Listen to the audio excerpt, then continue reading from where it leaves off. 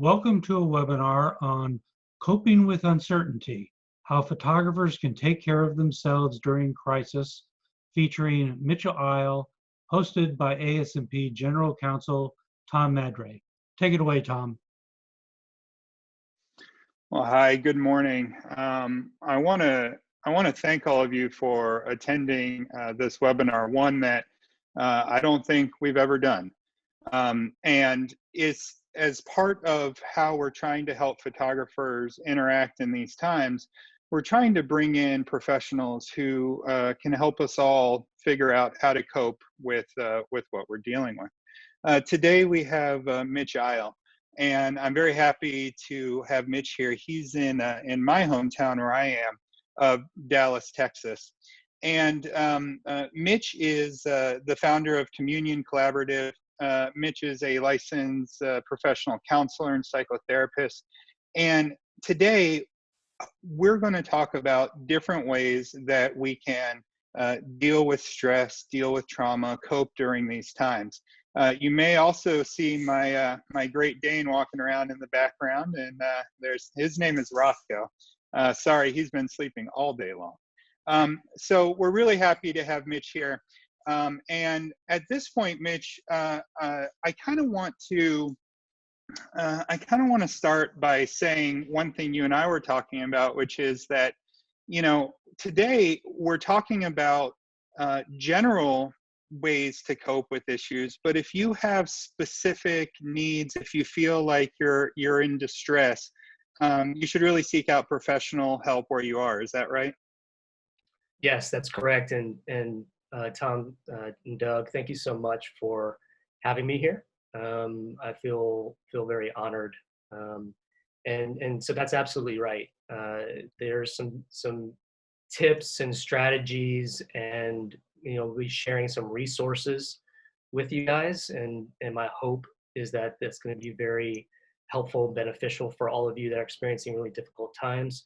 But it definitely can't replace the advice and guidance of a professional in your local community. Now, let's go ahead and jump right in. And one of the things that, many photographers, many of our members are facing right now, and frankly, everyone I think in the world, is this idea of trauma, anxiety, and stress. And maybe you can just give us an overall look at these terms and what everyone's facing right now. Absolutely. So, I think trauma is a loaded term. We have a lot of ideas and preconceptions about what that is. But this webinar and our intention here is to provide the visual creator community an understanding of how to manage distress. And so when we say trauma, anxiety, and stress, we're talking about any experience that we have that overwhelms us cognitively, emotionally, physically, and we don't know how to respond to it. And I think we can all agree that what's going on right now, with all the uncertainty, with all the loss that we're experiencing, is very disorienting. And when that happens, that affects us on a personal level, a collective level, and we may go into a survival mode or mechanism. We've all heard of fight, flight, or freeze. And we tend to see that in the news stories of people going to the stores and buying all the supplies that they may need, and it's a state that is not sustainable. And so hopefully what we will cover today will be helpful to cope through this time.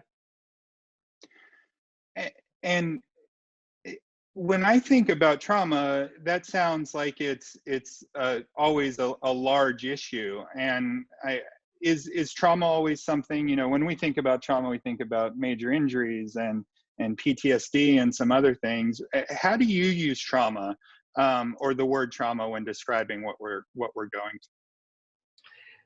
I like to look at it, Tom, in terms of a spectrum. And so we have severe trauma. We call it shock trauma. And that's in the traditional sense, someone experiencing war, someone who's been sexually assaulted, physical, sexual abuse. But we also have a spectrum of a variety of experiences in life that can cause varying degrees of distress in our minds and our bodies. And everybody experiences what we're going through right now in different and profound ways, in unique ways. And so trauma is subjective. So we may experience traumatic reality, but based upon how we perceive it and how our minds and bodies respond to it, it may or may not be distressing to us. So I'm using it a little bit more broadly for our purposes, defining it more as distress during this time and the potential for traumatization. Now, it seems like what the world is dealing with right now is everywhere all at once. It's not localized in a particular area. How does that affect what we're feeling and what we're seeing in the community? Yeah, that's a great question. I think at least in my generation, if not beyond, we haven't experienced this for quite some time as human beings, and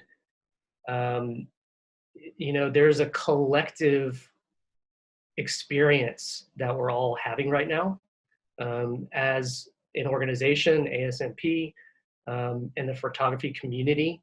There's been such a profound sense of loss and damage to professionally, personally, how that is affecting things, but also as a community, nationally and globally. And I think when we are able to face that reality and come together, then we can start to experience healing and change. So there's a collective nature to this and experience, and also a personal one, and we hope to address both at this time. Well, I say we dive into some of these specific concerns, and so we've kind of set the stage with trauma and distress and kind of what we're all feeling at the moment. But I know that there's some risk factors that can even exacerbate what we're feeling even more. And so maybe you can go over some of those and what we should be looking out for. Absolutely. I think one of the things that we hear talked about and we've been experiencing predominantly during this time is checking the news. I mean, there is a new piece of news throughout the day, and so it is important that we are all informed, that we are up to date on the news that's coming out, so that we can be safe, protect ourselves and our families and community. At the same time, one risk of that, especially with social media and all the information out there, is a preoccupation with the news. And when it becomes a problem is when it starts to take over our lives. We don't engage in these basic self-care activities that are necessary for us to stay healthy and strong. And it's also can start to create consequences in our lives as well if we start to detach from our current reality. As we take in all this information, it can make us prone to anxiety, addiction, and other problematic behaviors as well. Well, yeah, definitely. There's so much news, and it seems like things are changing by the minute. I know, just looking at the business side of our members, all these stimulus things are happening, and things are changing every minute. And one of the reasons I'm really glad you're here today, Mitch, is to talk about things that aren't related just to loans and small business stuff. That, I think, is a great topic for our town halls on Friday. I know we have one coming up on Friday at 3 p.m. Eastern. I am concerned, and I've seen a lot of concern in the community just about isolation. Can you talk about how, you know, we're suddenly in a world where we're being told you can't go outside, and even if you go outside, you have to stay far away from people, and how does that affect, you know, how we feel about this distress? It is a significant risk factor during this time. One of the nuances or details of what happens in isolation is we can experience decision fatigue. And that's connected to what I just shared about this preoccupation with all of the information and news that's out there, is that because of this unique situation, we're faced with a variety and a myriad of decisions. And what the research shows is that when that happens, that diminishes our ability for self-control. And it takes us away from our present moment and our current needs, our core needs internally, such as our relational needs, emotional needs, psychological needs, etc., physical needs. And those things start to go to the wayside.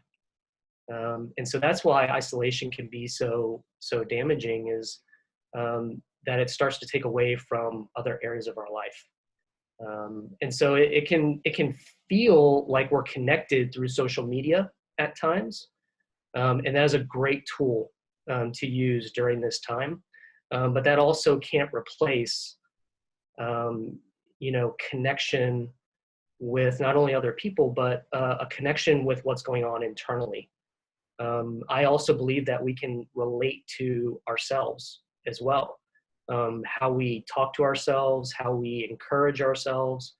And so it's really important to be in touch with those needs. And I also recognize that, during this time, I think it's important to note that there may be some people watching today that are in very challenging situations just from the shelter-in-place guidelines and social distancing guidelines. Some of us may be experiencing, domestic abuse. Some of us may be susceptible to mental health issues, depression, anxiety, and so our hope, and we'll touch base on this moving forward. There are some resources that people can reach out and connect with other people. I think that's a really important message, because I know it feels sometimes like if you're having these battles and these issues, and you don't even feel like you can go and get help, that's hard. And so I know at the end we're gonna be talking about resources. We're going to provide all the attendees here and everyone else a PDF with a lot of the information that we're discussing. You mentioned social media, though, and I wanted to go back to that for a second. So many photographers, as a huge part of their business, are on social media, or on Instagram, and they're very involved in that world. But social media can be a little bit of a double-edged sword, right? And so what's the best way to get the benefits of connection from social media without falling into an even deeper funk based on the fact that other people seem to be doing a lot of stuff, or whatever the case is? That's a great question. It's something that I struggle with every day, and I think we're all facing that right now. And one thing that is crucial for our mental and physical health, even outside of this time of crisis, is structure and routine. Organizing our time, making schedules. And so I think it's very crucial during this time to plan. to plan the time that I'm going to be online, engaged in social media, but also planning time for some other activities, self-care activities such as exercise, physical activity. I know everybody's been hearing about these things as well. So planning and organization and scheduling, I think, is crucial for that. Well, I want to take a step back and say I feel, and now I'm even speaking personally here. It feels like not only in our own households and communities and our own country and the world, there's so much uncertainty and so much that's out of our control. It Right. seems like I'd like you to speak about if there's some kind of overarching idea about what you can control and what you can't control. Yeah, absolutely. So, I think it's important to first, before we get into the tangible, practical strategies and how to cope with this anxiety, is to first consider, how am I looking at this broadly in this situation? And one framework that may be helpful, and at least from my perspective, Tom, is that we've all experienced some kind of loss during this time. And so I wanted to share a little bit of regarding grief and the sense of loss that each of us may be experiencing uniquely in our lives right now. And there's 5 stages or traditional stages to grief.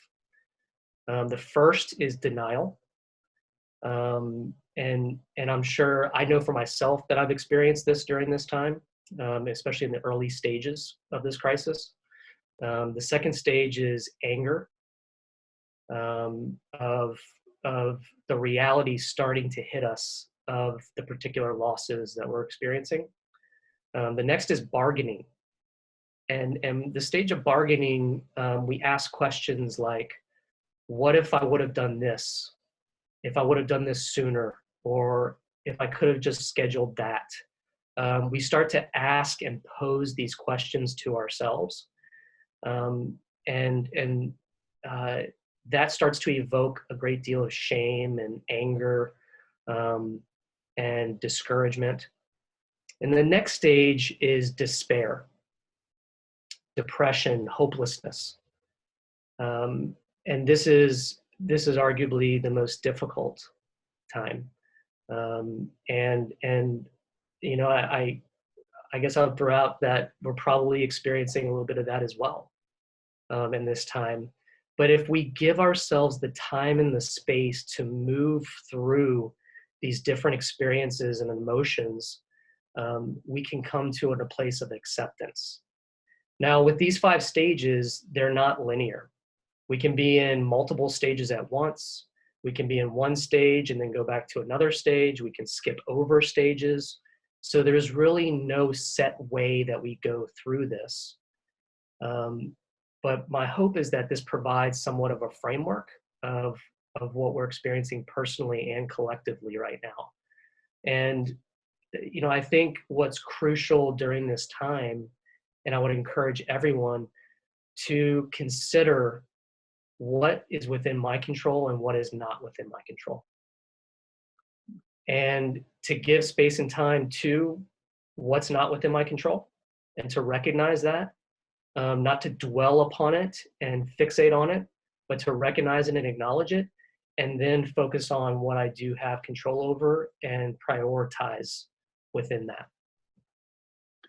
And when you talk about things you do have control over, for a photographer whose work has gone down significantly, and there's a lot of time to ruminate, a lot of time to think about stuff, what would someone in that situation have control over that would help them right now? Yeah, just before I jump into that, I just want to say just how devastating I've learned, Tom, from you, from Doug and others, just how devastating this has been to photographers and visual creators worldwide. And, there's very little that I can say to ease that right now. And so I think it's very important when we start talking about what is within my control, we start with ourselves first. So how do we slow things down and take an accounting and check in with what's going on with me internally? And if you don't feel safe to check in internally, and what I mean by that is asking questions like, what am I thinking right now? What am I feeling? What am I feeling physically and physical sensations? It's funny in my line of work. Sometimes people I meet with will ask me how I'm doing, and I've been so focused on other people throughout the day that I have no idea how I'm doing, and I can't even answer that question. And so it's so important first to know where we are, how we're feeling, what we're experiencing, and what we need. So checking in personally allows us to identify what we need. And then when we identify those needs, such as a lot of those tasks that we haven't been able to get to because we were so busy before this crisis happened, how do I organize my schedule or work on this other project that I haven't been able to get to, or to start this other side business that I've been meaning to do. So it affords the opportunity to start to work on these other areas, and also to prepare and plan for the future, whatever that may be, right? And just focusing on what we do know. I want to step back for a second, because you mentioned in the different stages of grief, the bargaining stages where you're asking yourself questions. And some of the questions that I've heard from members include things like, well, why didn't I save money before this? And why didn't I, reach out to this client, in February, and I can't get to them in March. And so there's a lot of questions that seem to have a lot of regret to them. How if you're a photographer or just really anyone right now, how do you deal with those kind of regrets where the world has changed and you didn't realize it was about to change? Yes, there's that experience can feel very lonely. Can feel very lonely for me. I mean, I've experienced it throughout this time. I'm sure you have, and others. Experiencing that regret and that guilt or that shame, that disappointment, discouragement, those are intense and sometimes very painful things. And, some of the strategies that I'll mention here in a minute, I think can help to reduce that distress and that intensity in the moment. But where my mind goes right now, Tom, is connecting with other people that can not try to fix it or solve it, because it's not solvable. These are not solvable things. But to have someone that we trust, a family or friend, who we know will listen and listen well, and be a witness to some of the deeply impactful emotions and experiences that we have. There's something profound about having a witness to our pain and our confusion and disorientation and regrets. So. And Mitch, do you think that can be done in a world that now is very virtual? Can the connections that people are making through Zoom with their families and friends and loved ones suffice to help in the way you're describing? I think so. Just personally, as a therapist, and I fought telehealth and video conferencing just as we're doing right now. I fought it tooth and nail up until this crisis, because our field, the mental health field, is moving towards this, and also the healthcare field.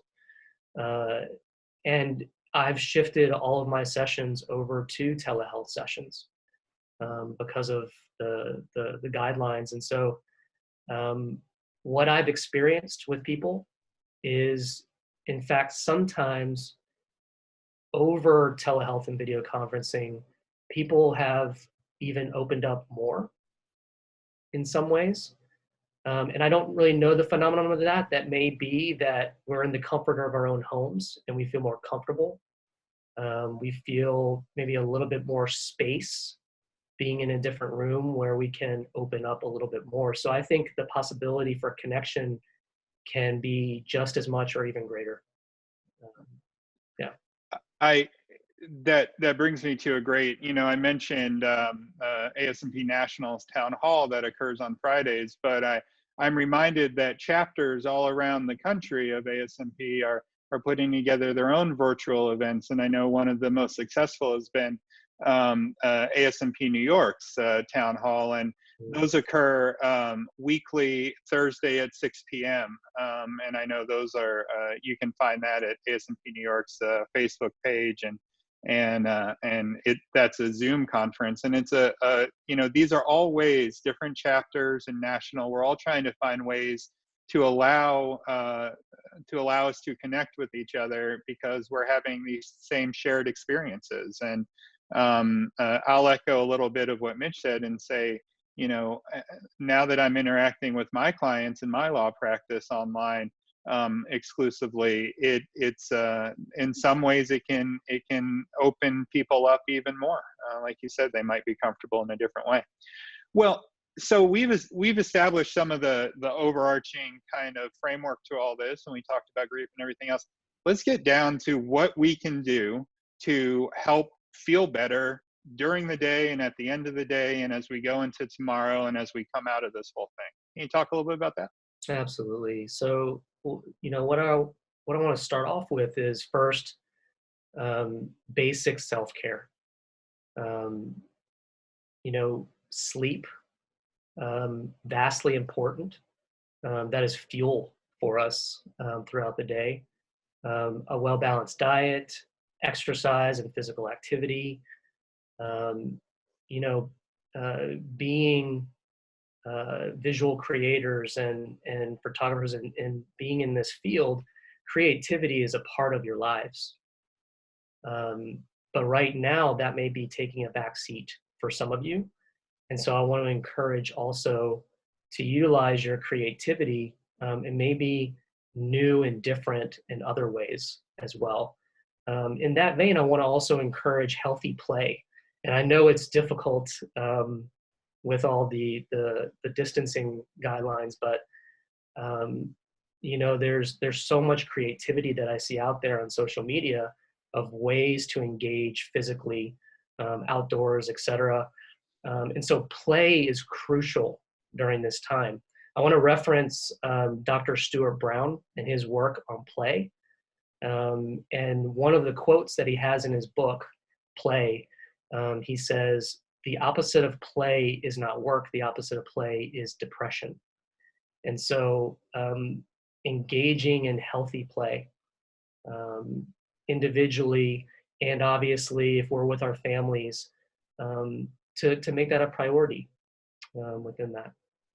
I love that quote. And when you and I spoke this morning and you mentioned that, it made me think really hard, because I think that when I was a photographer and still as a small business owner, and so many ASMP members, we feel like there isn't time to quote play because we're running a business, we're trying to build something, we're doing all of that, and the idea that it's not play versus work, it's play versus depression is a really strong idea. So I appreciate you saying that. But what I want to get to now is sometimes, members will call, or I'll have moments, and in that moment I am amped up, I am upset, I'm thinking about something, I'm stressed out, I'm activated. And what can I do in that moment beyond, the self-care that we're kind of doing in the background, but what can I do in that moment to help get back where I need to be? Yes, that's a great question. And, I mentioned before about how trauma and stress and anxiety can affect us cognitively, emotionally, and physically.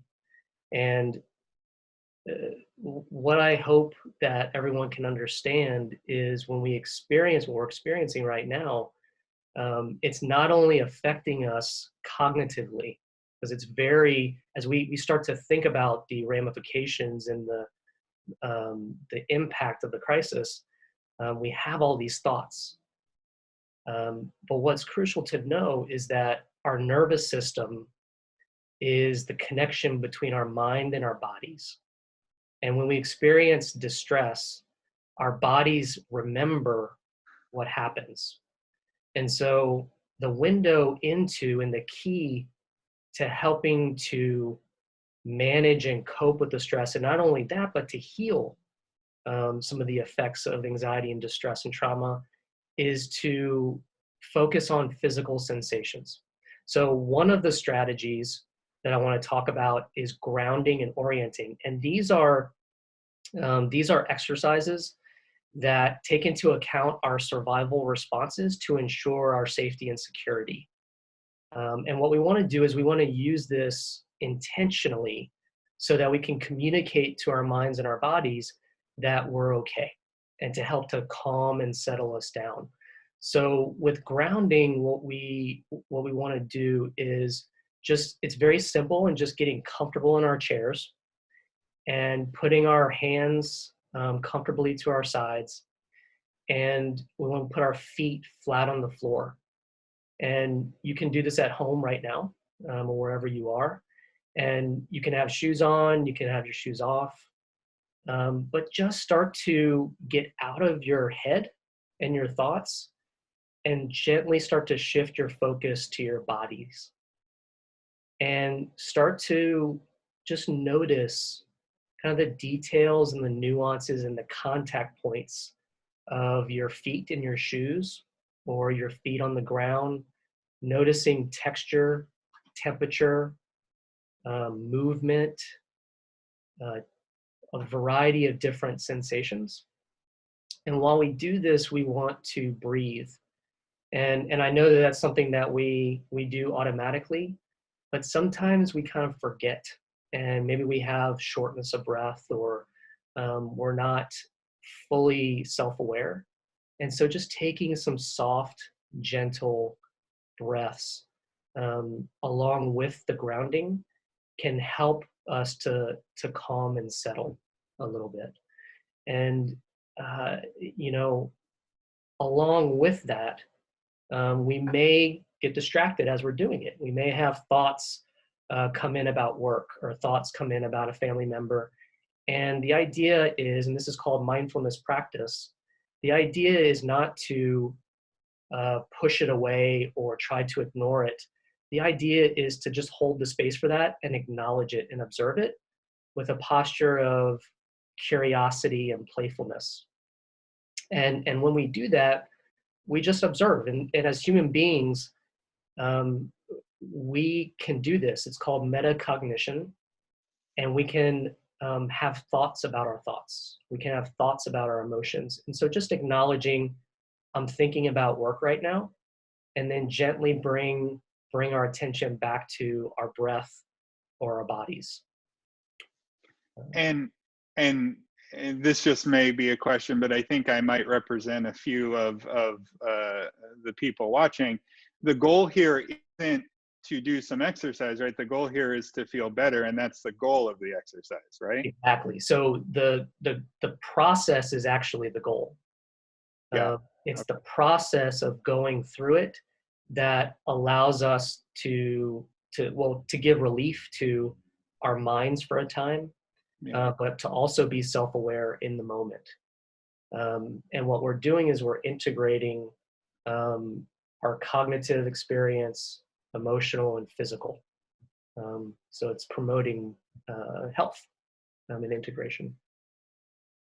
Well, Mitch, I know you created a few slides, and you're going to put those up on the screen here. We're going to, everyone, we're going to run through some of these. It's a lot of what we talked about. Mitch is going to talk about resources, but then we're also going to provide this on the ASMP a page where you can download this PDF as well and get into some more details. So would you like to do that, Mitch? Sure thing. So I wanted to provide everyone some resources.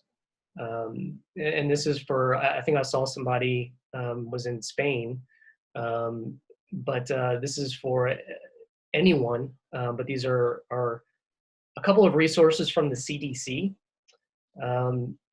I was reviewing this past week, and the resources here is comprehensive and thorough, and provides links to other places as well. And so there's just a wealth of resources for all of us. So I would encourage people to check out the CDC website.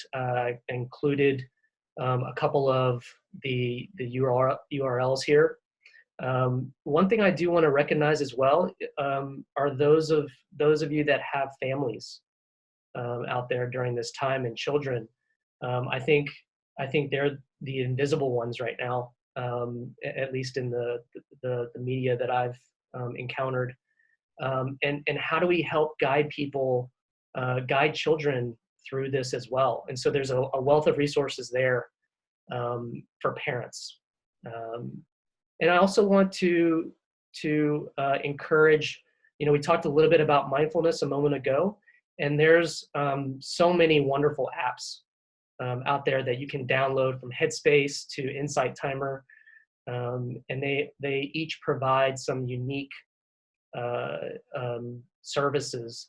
But I think any of those you can't really go wrong with, and it's a great way as you look at organizing your time, scheduling your time, to schedule in some time to take 5 or 10 minutes to just do a guided meditation and experience some of the grounding and mindfulness and breathing that we talked about.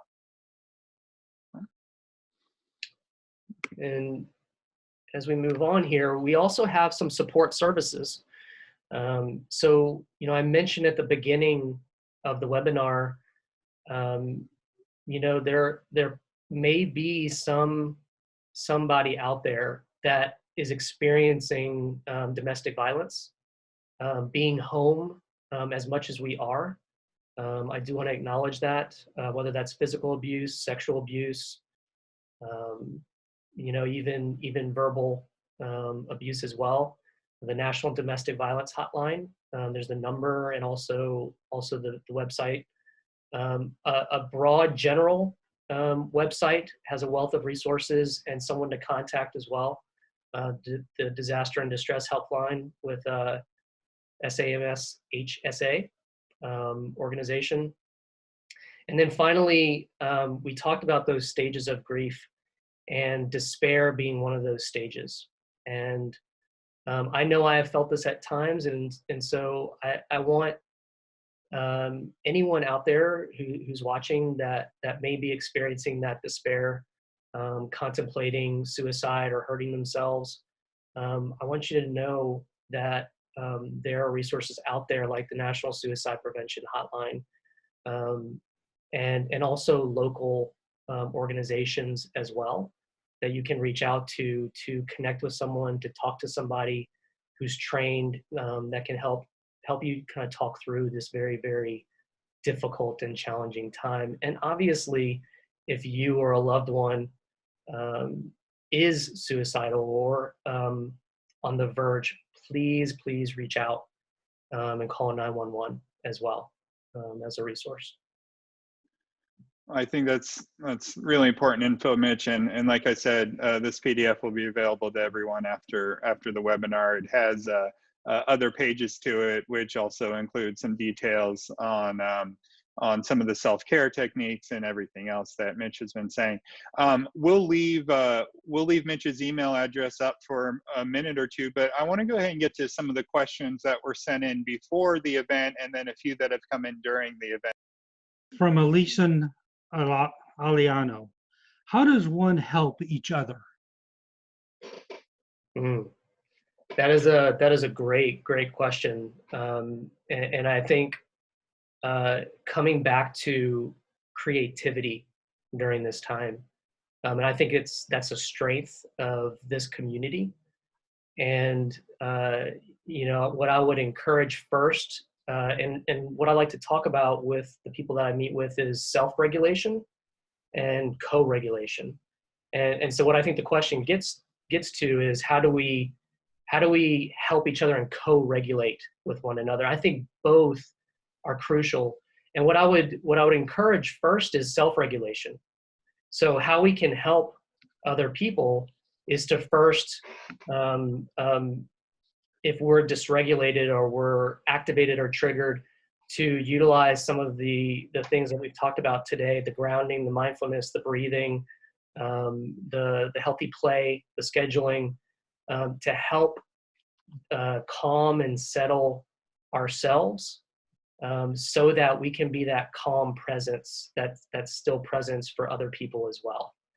And that's where the co-regulation comes in. Is I don't know if anyone out there has heard of mirror neurons. There's been a lot of research out there recently on this. And when someone experiences anxiety, we pick up on that and we can soak that in.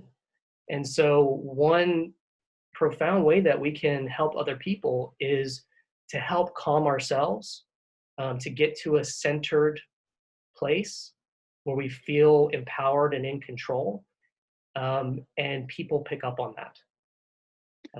And that's not to say that we ignore it, the realities of the crisis that we're in, but that we can be a calm presence within that storm. From Leisha Overturf, how does one stay focused? That's that is such a good question, and a difficult one as well, with just the barrage of information and news coming out almost every minute. Focus, you can come at from a lot of different ways. One way we can look at things is cognitively, or through our thoughts. And what we can do, the idea is that what we think affects what we feel, and then affects what we do, the decisions that we make, the actions that we take. And so the more aware we can be of not being within our thoughts, but observing our thoughts and being aware of how we're thinking about something in perspective, can be crucial to finding that focus. And if we can see things from a different perspective, if we can connect with and talk to someone, a calming presence, someone who's there to listen, to witness our pain, then maybe we can have more space to then see some of the other things that we need to attend to. From Katie Warnke, what message do I say to our clients right now? That is a great question. And Tom, if you want to step in here in just a second, I think from my end of things, I refer back to my previous response. I think it's important to address how I'm reacting to the current situation. And again, I know that this community has been devastated by this. And so I think it is important to not go into conversations with clients in that panic mode, but to practice that self-regulation and co-regulation, and then go into these conversations with our clients to plan and to have clear details and be able to have suggestions on how we can postpone these productions, or how can we kind of work with them through this. And I'll jump in and say that, communicating with clients is always a business. You're trying to promote the business, you're trying to keep the good relationship, And those conversations are hard when things are going well in life. And they're especially hard right now. One thing I would echo is something Tom Kennedy said at our last town hall, which is, almost the whole world is going through this at the same time, and all of our clients are going through this as well. And, if you want to, if you want your clients to remember you in the future, one of the great ways to do it is to provide, give what you can of yourself now, right? And that goes back to something I think Mitch was saying, which is one of the things that this community has that others don't is an ability and a capacity for creativity and creation, right? And that can be something that you share with your clients and you share with your community. And I'll tell you, when things like that happen, as when we all get through this particular time period, they'll remember you for having been that, and not being the person who was fighting with them, or who was so upset about one thing or another. I think that's a great question, and communication's hard in general, but I really feel some of these tips today can help with that. From Lynn Damianos. Part of my stress is that some of my clients who are in the essential category want me to photograph a property inside and out at a safe distance from other people. However, since photographers are not considered essential, my understanding is that we should not work, even though we want to and have no other income which we need. Do we fall under the umbrella of being essential since if our client is?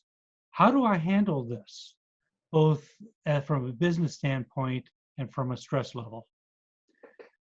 I'll jump in before Mitch here and say, this is a question that we've been getting a lot at our office, and there's a natural tension, that occurs with this idea of essential and non-essential, and what if you're being asked to do something and you're either uncomfortable with it, but you also need a paycheck, and these are tough things to cope with. And I'll let Mitch talk about the coping part, but I'll address kind of the more legal side of things, which is you have to think about what the rules and regulations are in your locality first, right? And so if you're under a shelter-in-place order and you don't fall under that essential business category, then you have to make that decision that, as part of that, I won't be doing this. Remember, the idea of these various orders and rules and regulations is to help this thing be over faster, right? The more that we're out there doing stuff, the more prolonged a lot of this could be. And so I know some of the small business owners and photographers who have been talking to me have been seeing people outside when there's a shelter-in-place order and being saying, go home, I want to go back to work, right? There's that feeling of that. Now, if your client is asking you to do something that you don't think is either legal or you don't think is appropriate for you, maybe you have people you're taking care of at home that are at higher risk or whatever the case is, I think you have to, at this point, just be very clear with your clients that I really wish I was able to. I'm not able to at this moment because of X, Y, and Z. And I'm sure you understand that. And as soon as all this passes, I very much look forward to working with you again. And now the natural question is, are they going to still be around in the future? And there's not really an answer to that. We don't know that until that time comes. But I think you have to start within yourself and your studio and your business. Make the determinations, not based on what other people are asking you to do, but based on what you need to do from a legal and a moral and a personal perspective, and then explain that to your clients. And I think a lot of times they might understand. Mitch? Yeah, I think that was so well said, Tom. The only thing I would add to that is coming back to this idea of what's within my control and not. And within a lot of these questions, and within I think our collective experience and also my personal experience, we're feeling at times, or a lot of the time, feeling very out of control, or a lack of control, helpless, torn. It sounds like the person asking this question sounds very torn between, the social responsibility that we have, and also the responsibility that we have to care and provide for ourselves and our families. So this is not an easy question to answer, but I would encourage focusing on what you do have control over, and utilizing the family and friends, and, as Tom said, professionals and resources in your community, local community, to make an informed decision. And there's no easy decision here. I recognize that. And I'll just add one last thing, so that I answer this question, Lynn's question, very succinctly. Legally, do I become essential if working as an independent contractor for an essential firm? My view legally is no. My view is that just by virtue of being hired by a business that is considered essential, that does not, in most cases, put you under an essential business category for purposes of shelter-in-place, stay-at-home orders. I know we've been talking a lot about how you communicate and how you cope and the feelings you have with it, but to answer that question directly, my legal opinion is no. Okay. From Ann Looney, what are ways that introverts can manage themselves and their stress and their feelings now with everyone so close together and for an unspecified period of time?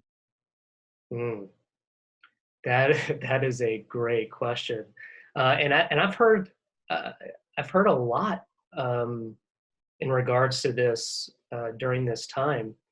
I think extroverts, and there are ambiverts as well, that we have a little bit of both within us, but I think extroverts are suffering just as much too. Just to give a shout out to the extroverts out there who feel disconnected.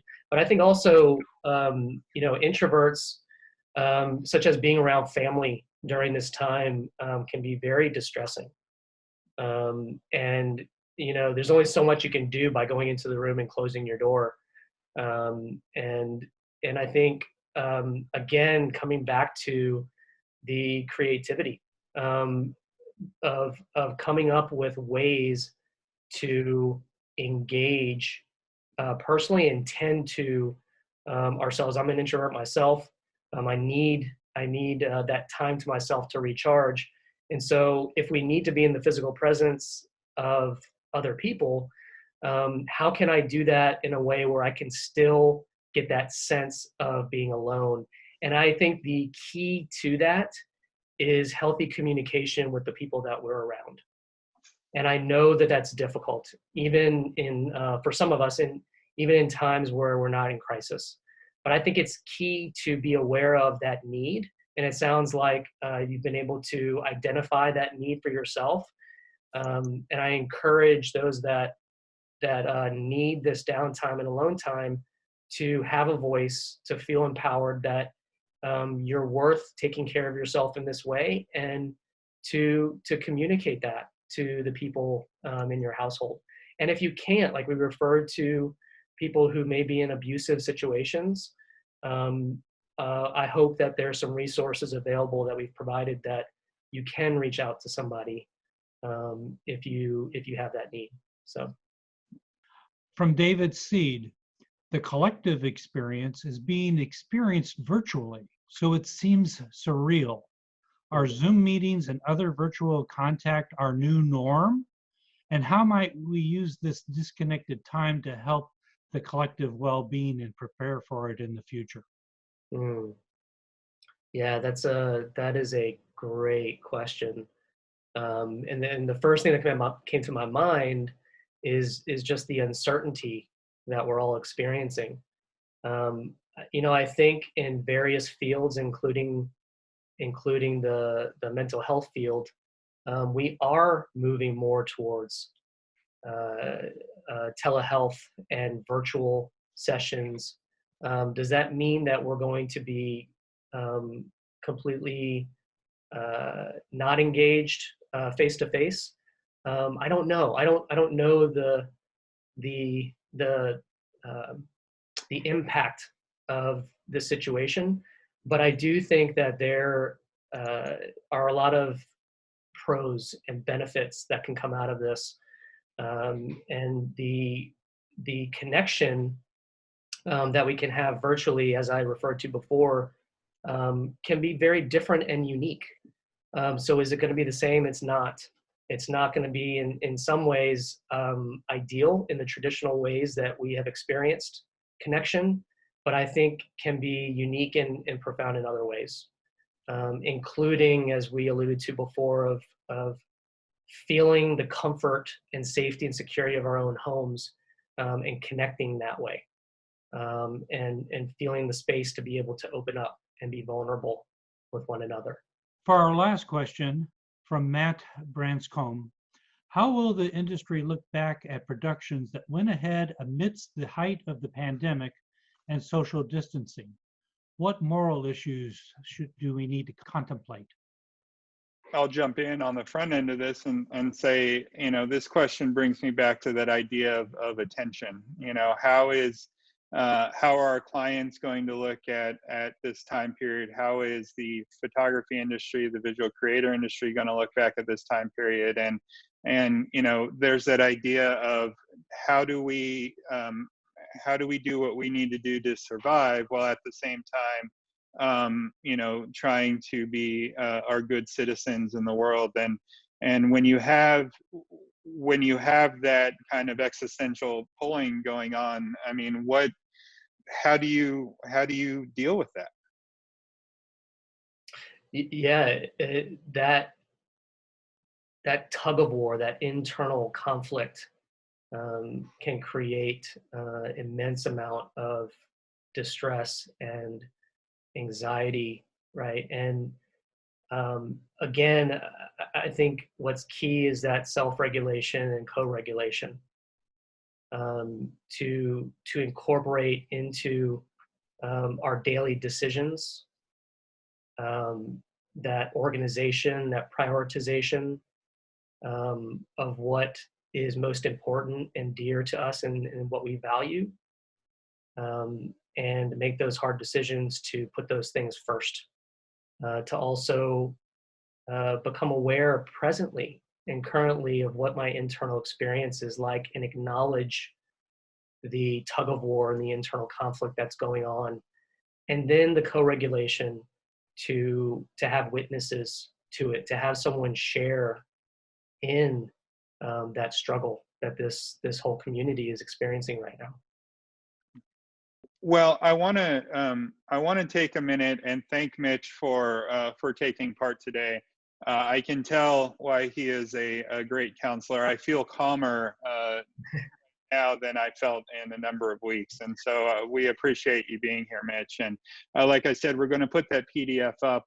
I know right now there's a lot of stuff going on in terms of the small business stuff and the payroll protection stuff, and the webinars that are coming up. And I want you to know you can go to asmp.org and go to the COVID-19 Hub.